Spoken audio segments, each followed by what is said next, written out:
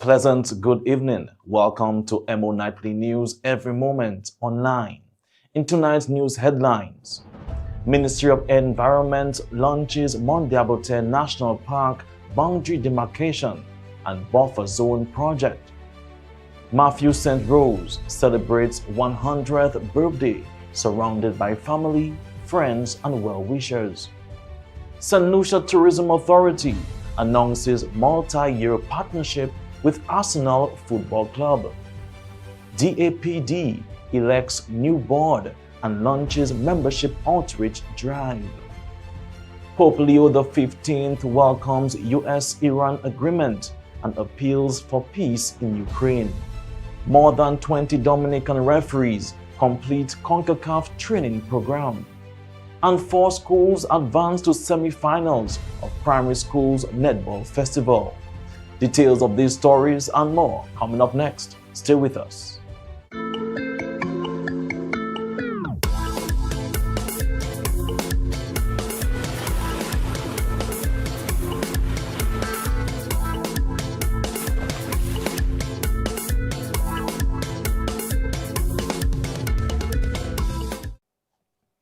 Welcome back.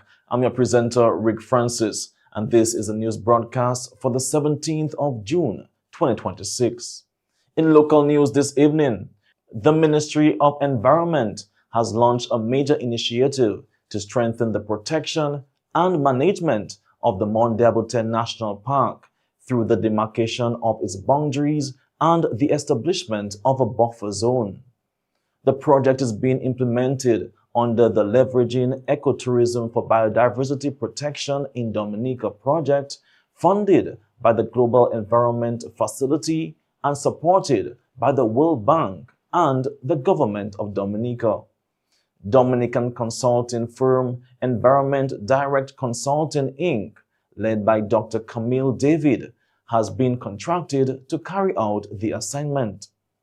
A key component of the project is the creation of a buffer zone around the park to help balance environmental conservation with the sustainable use of natural resources by surrounding communities. The initiative will include consultations with landowners, residents, government agencies, and other stakeholders to determine appropriate boundaries and address land use concerns. Environment Minister Mr. Cozier Frederick described the project as a critical investment in Dominica's natural heritage, noting that protecting the island's forests, wildlife, and watersheds remain a national priority as Dominica continues to advance its climate resilience and environmental goals. A century of faith, love, and legacy was celebrated in grand style as family members, friends, government officials, and well-wishers gathered to honor Mr. Matthew St. Rose on the occasion of his 100th birthday. The celebration began with a Thanksgiving Mass at St. Alphonsus Catholic Church, followed by a cocktail reception and tribute ceremony in recognition of the centenarian's remarkable milestone. Mr. St. Rose's daughter welcomed attendees and shared brief remarks, expressing gratitude to everyone who came out to celebrate her father's life and achievements. It is my pleasure to extend a warm welcome to all our guests gathered here today to celebrate a very special occasion, the 100th birthday of our dear father, grandfather, great-grandfather, uncle, cousin, stepfather.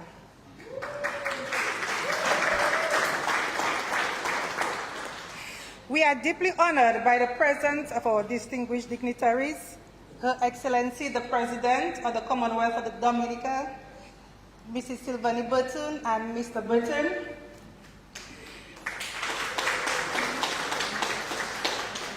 Honorable Mrs. Shakira Lockhart Hippolyte, Parliamentary Representative.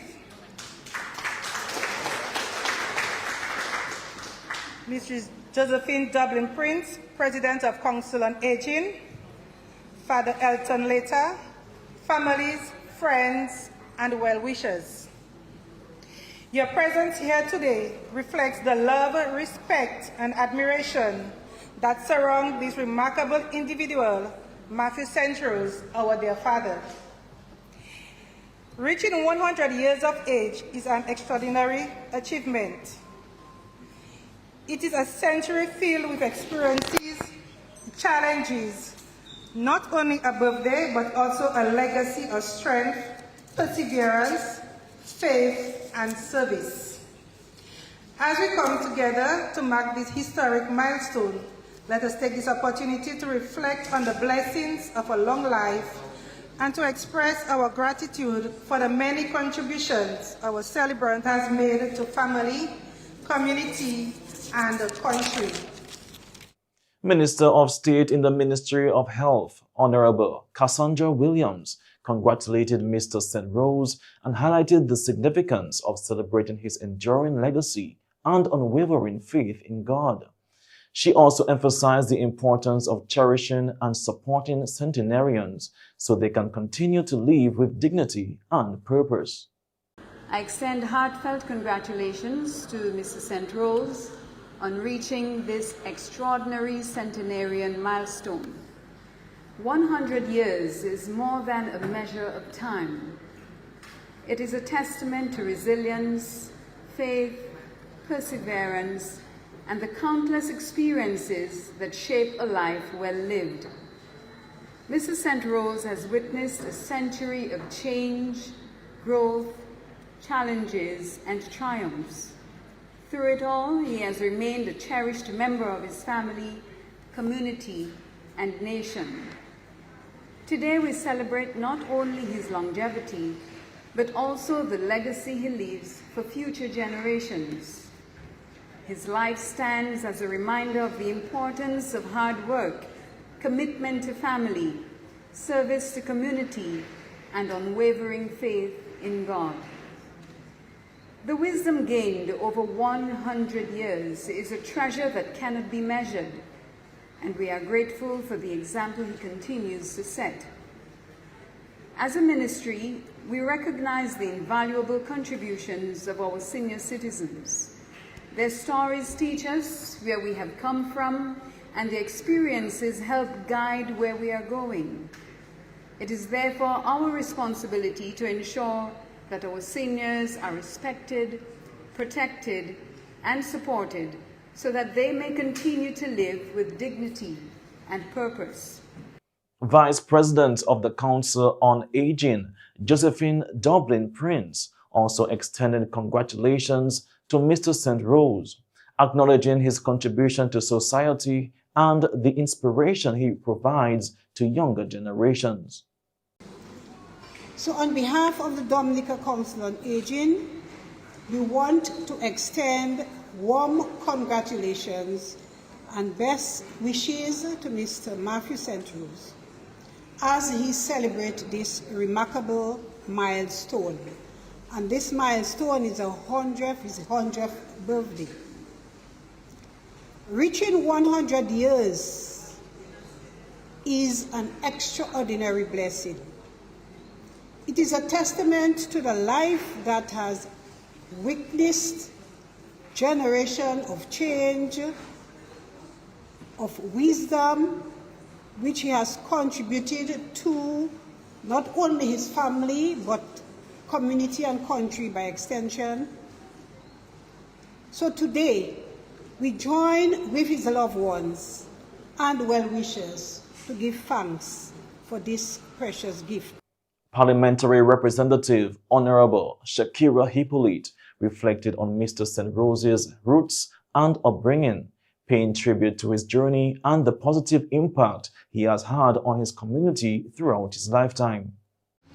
Today, we are gathered here to celebrate a birthday, but to give thanks to the Almighty God for a remarkable gift, the gift of 100 years of life bestowed upon Mr. Matthew St. Rose, affectionately known to generations of Dominicans as Chiny.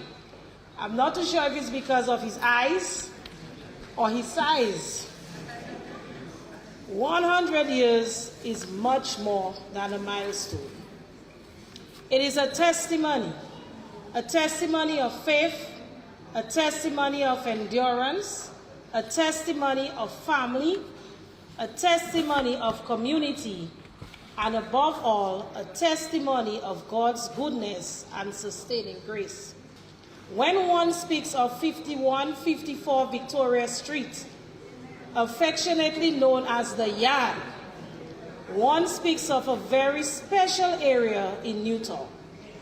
It is located opposite the All Nations Bar in Newtown. The Yard was more than a residence. It was a community.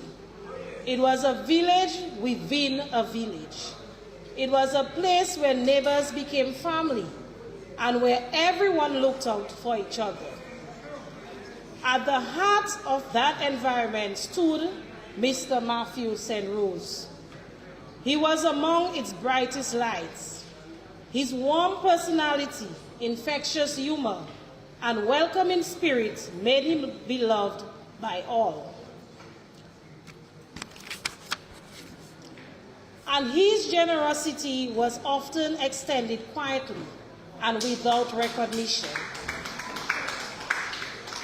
He belonged to a generation that understood that the greatest acts of kindness are often those performed without seeking applause.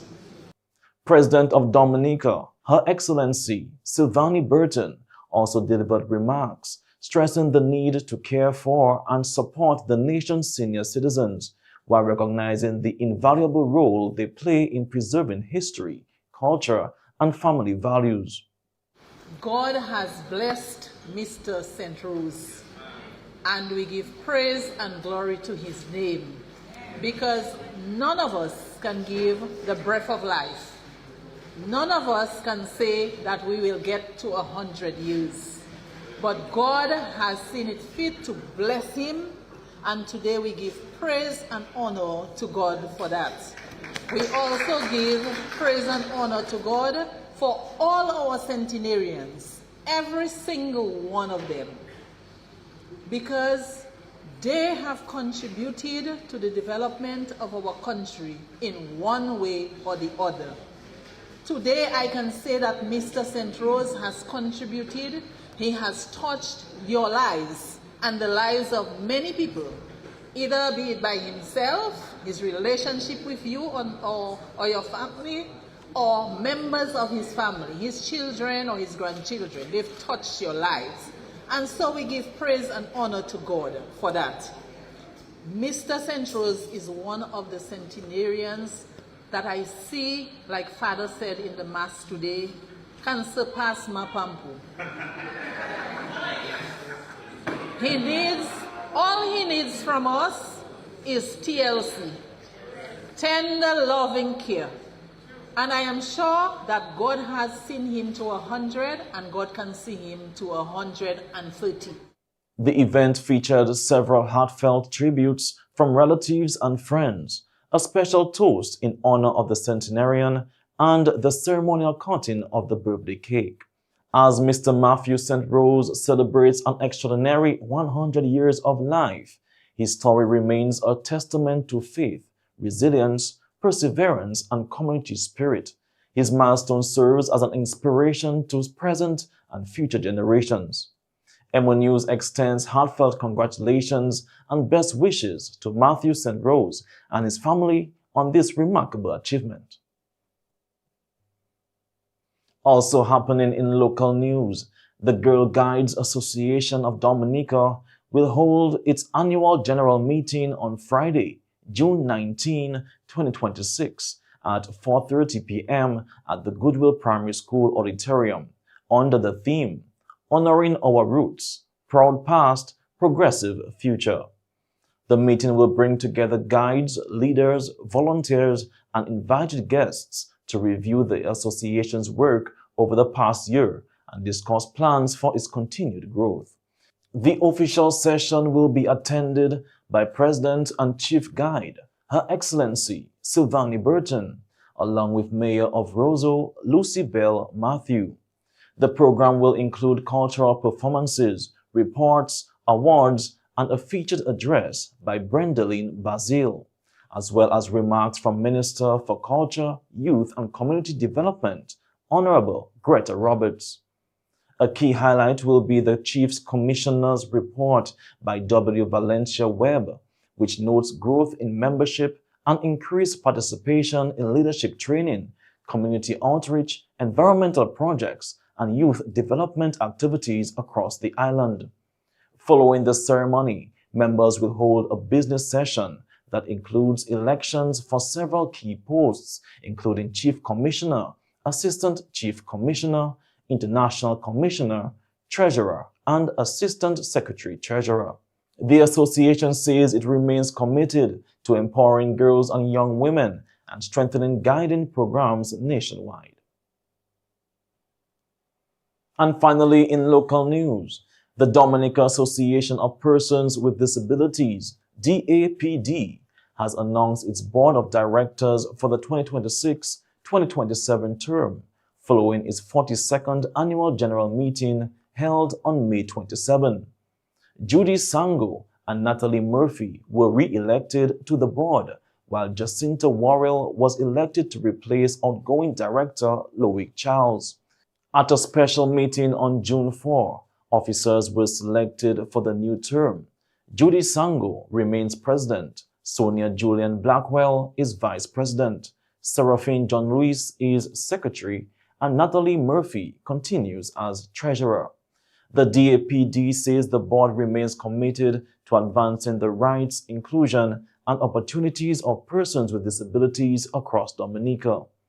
Meanwhile, the association is observing June as Membership Outreach Month and has launched a membership drive aimed at reconnecting with inactive members and encouraging new persons to join the organization. And that's all for local news this evening. Stay tuned for regional news coming up next. Celebrate this Father's Day with us on Saturday, June 20th. It's game time at Blast Bistro. Father's Day special idea. Bring dad or step up as dad in the father and son or father versus father domino showdown. Starting 5 p.m. sharp, enjoy live sports, old school hits, and pure Caribbean vibes. Grab the daddy combo. 6 beers, 8 wings for just $50. Grab it. Plus, shots 2 for $10, rum punch specials, and beer buckets with prizes to be won. Prizes too. Don't miss the action, only at Blast Bistro. Come for the game, stay for the life. I in that. In regional news this evening, the St. Lucia Tourism Authority has announced a multi-year partnership with Arsenal Football Club, naming St. Lucia the club's official destination partner. The agreement will promote St. Lucia's tourism offerings to Arsenal's global fan base, boosting the island's international visibility and supporting tourism growth. Tourism officials say the partnership will strengthen St. Lucia's brand, attract new visitors, and create economic opportunities. More details on joint marketing and promotional activities are expected in the coming months. Also, 2 officials from Grenada's National Water and Sewage Authority, NAWASA, are participating in a regional emergency water response training workshop in St. Lucia. The 5-day program brings together representatives from water utilities and emergency agencies across the Caribbean to strengthen disaster preparedness and regional cooperation. A major focus is training on a portable high-capacity water filtration system designed to provide safe drinking water during emergencies. NAWASA says the workshop will enhance Grenada's ability to respond to disasters and improve access to safe water when it is needed most. CARICOM and the Pan American Health Organization, PAHO, have reaffirmed their commitment to eliminating mother-to-child transmission of HIV, syphilis, and hepatitis B across the Caribbean. During a meeting in Georgetown, Guyana, Officials discussed strategies to expand prevention and treatment services, improve monitoring of at-risk mothers and infants, and strengthen laboratory and surveillance systems. Several Caribbean countries and territories have already achieved World Health Organization validation for eliminating mother-to-child transmission of HIV and syphilis, while the Turks and Caicos Islands became the first territory in the Americas to achieve dual validation for HIV and hepatitis B. Officials say continued regional collaboration will be key to protecting mothers and children and strengthening public health systems across the region. The United Nations Development Programme, UNDP Barbados, and the Eastern Caribbean has expressed deep sadness at the passing of Barbados Chief Fisheries Officer, Dr. Shelley-Ann Cox. In a statement, UNDP described Dr. Cox as an exceptional leader whose work played a significant role in strengthening Barbados' fisheries sector and advancing sustainable development within the blue economy. The organization highlighted her contributions to fisheries resilience, environmental stewardship, and community development, noting that her leadership and dedication earned widespread respect across the region. UNDP extended condolences to her family, colleagues, and the wider fisheries community, saying her legacy will continue to inspire a more sustainable and resilient marine future. Prime Minister Honorable Philip J. Pierre has announced that effective Monday, June 15, 2026, St. Lucia nationals will now require a visa to enter Ireland. The Prime Minister made the announcement during Monday's pre-cabinet press briefing, noting that the government of St. Lucia received an official notification from the Irish Embassy in Ottawa, Canada, on June 12. The new policy also applies to nationals of St. Kitts and Nevis and Nicaragua. The government of St. Lucia received official notification from the Embassy of Ireland in Ottawa, Canada, on Friday, June 12, 2026,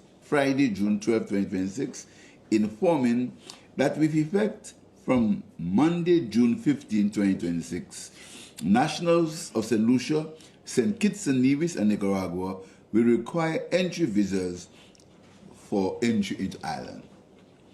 This visa introduction applies to holders of ordinary, diplomatic, and service passports. Transit visas will also be required for St. Lucia nationals intending to transit through Ireland. Transitional arrangements will be in place for nationals of St. Lucia, St. Kitts and Nevis, and Nicaragua who have already booked travel to Ireland before June 15, 2026, and will enter and depart from Ireland before July 14, 2026, providing that they are in possession of the requisite travel documents. This includes a valid passport and airline tickets. Nationals who have existing travel arrangements to Ireland are advised to check the Immigration Service Delivery website for further information. Reason: the introduction of this visa requirement on St. Lucian nationals is part of an ongoing process to keep Ireland aligned with the practices in the United Kingdom, Great Britain, and Northern Ireland and the Schengen area. Costs: the standard Irish visa application fees are single entry, $100 Canadian, multiple entry, $165 Canadian, transit visa, $45 Canadian. Applicants will be required to courier the documents to the Embassy of Ireland in Ottawa, Canada for processing. Processing time is estimated at 8 to 10 weeks for all visa categories.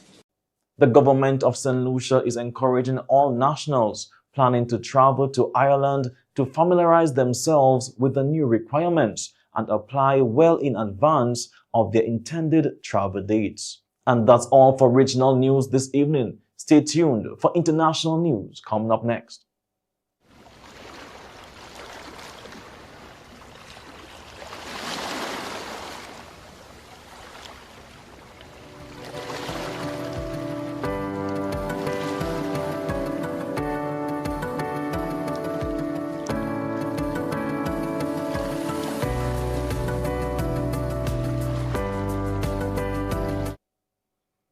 And now for international news. Pope Leo XIV has welcomed a newly negotiated agreement between the United States and Iran, calling it an encouraging result of dialogue and diplomacy.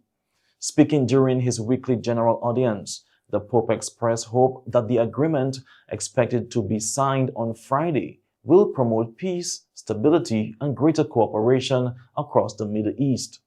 He also thanked the countries involved in facilitating the talks and urged both nations to continue pursuing dialogue. The pontiff renewed his call for peace in Ukraine, expressing concern over rising casualties and destruction caused by intensified fighting. He appealed for an end to the war and urged the international community to continue seeking peaceful solutions through dialogue.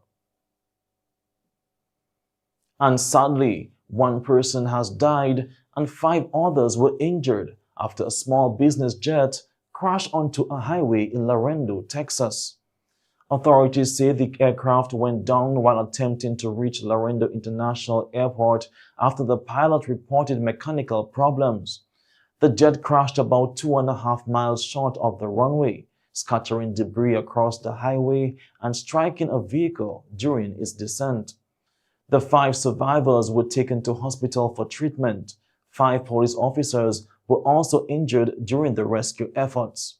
Federal investigators, including the National Transportation Safety Board, are now investigating the cause of the crash. Authorities have not yet released the identities of those on board. And that's all for international news this evening. Stay tuned for the sports segment coming up next. This summer, the Caribbean's premier music experience returns.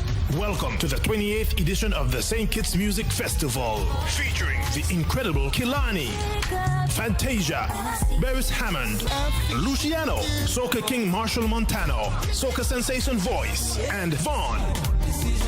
Dancehall giant Movado, Idonia, and the new wave, Valiant. Also featuring Massacre, Cranium, Taurus Riley, Steel Pulse, Dean Fraser and the Black Soil Band, Shanil Mir, Diani, Rodney Tatat, and Zoo. The legendary New Vibes Band International, Brandon and ASAP Band, Shelly and Signal Band, plus Edwin Yearwood and Crossfire, Lucas HE, and Garlic and the Upper Level Band. June 25th to June 27th, Warner Park Cricket Stadium, St. Kitts. Get your tickets now at stkittsmusicfestival.com. The St. Kitts Music Festival, where music meets paradise.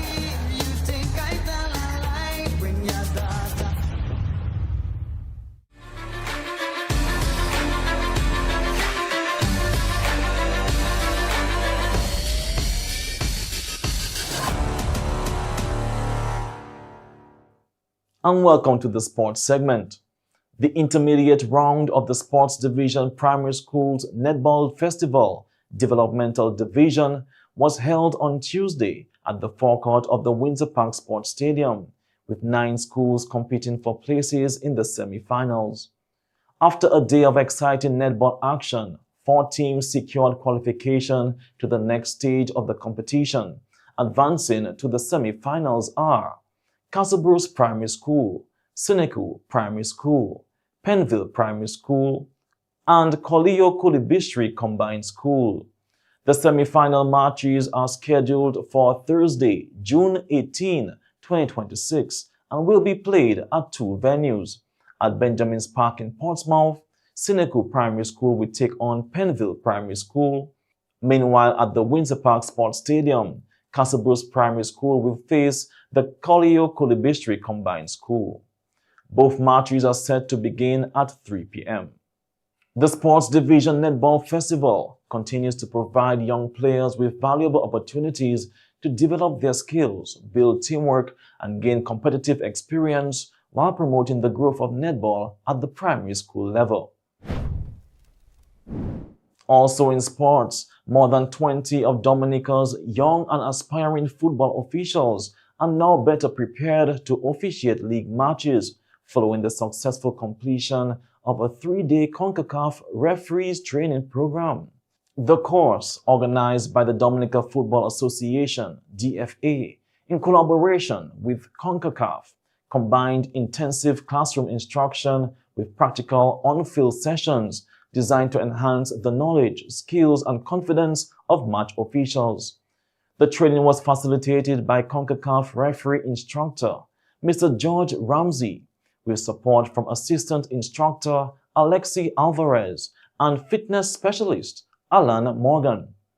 Participants received guidance on the latest laws of the game, match management techniques, decision-making, positioning, and fitness requirements necessary for officiating at a high level.